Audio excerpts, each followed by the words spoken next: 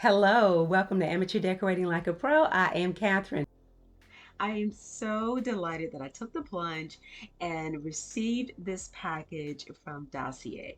I was so reluctant to try any fragrances or lotions that were offered to me because I have very sensitive skin. I mean, very sensitive. And I'm very conscious of that. I mean, I spent a lot of money with my dermatologist over the years. So I just didn't want to take any chances. But let me tell you, this plunge I am glad that I took. When the company reached out to me and I looked at the website and I saw the comparisons of the fragrances of what I owned to what they offered at the price that they were offering, I said, okay, but is it going to be worth the risk? Well, for starters, let's start with the packaging.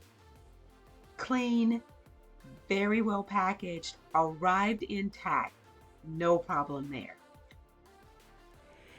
Around my wrist area and the upper part of my thumb, that is a very sensitive area. I can be in a zone and start to itch there when I can say, oops, I need to get out of here, or there's something very strong here. I spray this area deliberately on both of my hands. I selected fragrances that were very similar to what I actually own. Of course, I love Marc Jacobs Daisy and Dolce & Gabbana Light Blue. I own those fragrances. And yes, I am excited to see the Dossier luxurious alternatives for just a fraction of the price. Well, for this sensitive skin girl, up to 6 hours in, absolutely nothing. No irritation, not as much as a little itch, nothing at all. I was so impressed. I signed up for the club membership, and this is it. I don't have to spend almost $100 for a bottle of perfume anymore. No, I do not. I love the fact that once you open it, you've got 36 months to come back and revisit the fragrance over and over again as you're rotating it. I love that. The link is going to be in the description box of this video.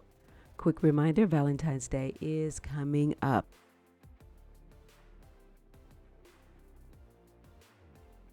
In the next couple of days, we're removing all Christmas ornaments from our attic and placing them in the garage.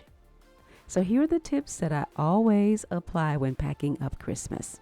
My practical approach for putting away my ornaments. I'm even going through the garage to make sure I get everything up to date. I'm using cardboard, cutting out the shape of the actual tote, using the edge of the tote, using a Sharpie, and I'm able to use those as dividers. You can also use foam board, and I have plenty of that left over from my Dollar Tree runs.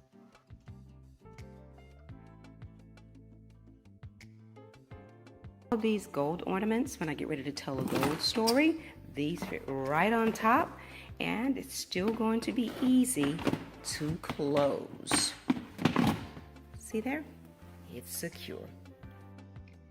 Now here's a tip for you. When you're loading your totes, try to stay within 1 to 2 inches from the top of the container.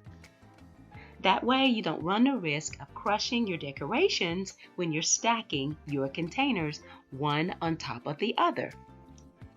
I love taking advantage of these after Christmas bargains, but I want to encourage you, remove the tags. There's a lot of adhesive there, and what will happen for the next 6 or 8 months when you're putting these in these storage areas, it's going to heat up, and that could ruin your inexpensive purchase. And so now I removed all the tags and everything is just placed in an open Ziploc bag. I do that because I don't want them to be damaged further by the heat. The area that I store them in can get a little warm, so I'm just using that as a divider. But this is the best way to do it. I've got lots of picks here in silver and in pearl, and of course it's going to be easy to do again. If I want to do a floral arrangement and I want to add some silver picks to it, if I want to add these beautiful pearl ones, just come in and just open the top and grab a bag of them, and that will be perfect for a centerpiece. Now I get it. You're probably thinking, okay, she is major OCD. I'm really not. I just know that I've spent a lot of money at the Dollar Tree and Dollar General or any of the dollar stores over the years, and it's high time that I took the time to take inventory, organize it, so that way I can save money. Because believe me, dollars add up. And over the long run, you'll be glad that you organize these things so that you can be more efficient with your time and save money. Now, for me, the shoe totes were very much more practical for storing away my delicate items like the peacock feathers and things like that. I could lay them flat, add a sheet of tissue paper, and I know that they're going to be safe.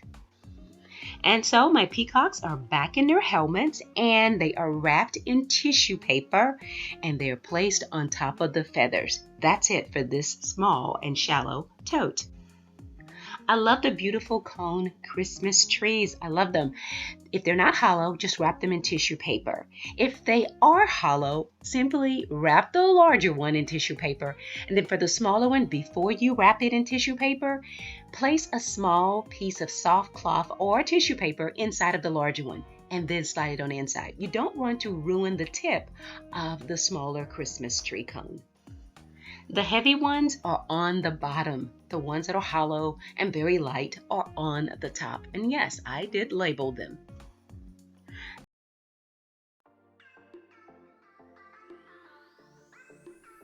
It is all about purging for me right now.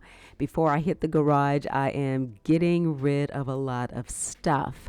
And I did manage to sell the 9-foot flocked tree on December the 26th. Go figure.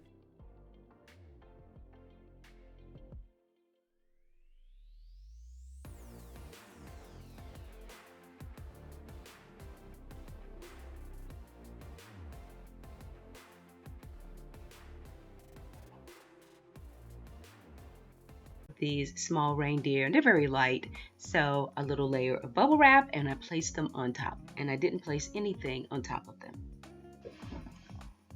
A few points that I want to make. The tissue paper that I'm using in my packing came from Hobby Lobby. No, I didn't buy it by the roll. It's just that every time I make a purchase, they would always wrap it in tissue paper. So I had this tote and I started just laying the sheets in the bottom of the tote, and it also had bubble wrap. So that's how I've gotten a very large stack of tissue paper and bubble wrap to use when I'm packing. I ended up not buying those Christmas tree totes this year. I'm using the boxes, and I'm also inserting in that same box those cut pieces of garland that I used to wrap around the trunk. When it's time to put the Christmas tree up next year, this is the tip that you will regret not doing. Before you disassemble your tree, trace your lights, and where they are connected, place a ribbon on both ends before you unplug it. Take those old gift wrap ribbons that you just saw all over the floor and take 3 different colors for the top, the middle, and the bottom for the lights. You will be glad you did. Remember your gift wrap tubes? Well, don't toss them. Use them to store your Christmas lights. And you can also cut them to the length that you want. You can also use the tubes inside of your paper towels. This is a bonus, and you've already paid for it. There's a tote in the garage that has all of the Christmas lights and electrical cords. And lastly, I like to attach my remote to the actual cord that I'm using for Christmas outdoor lights. I don't have to look for it. They're all together year after year. And finally, please remember to remove all of the batteries from all of your Christmas decorations. You don't want to have the corrosion destroy the item altogether. Remove the batteries. And guess what? These are the first ones that we use for our remote controls. The garage is long overdue for a purge, so that's where the Christmas items will be. And I hope you enjoyed these tips today. Thanks a lot for watching. And as always, stay in prayer and stay creative. Happy New Year.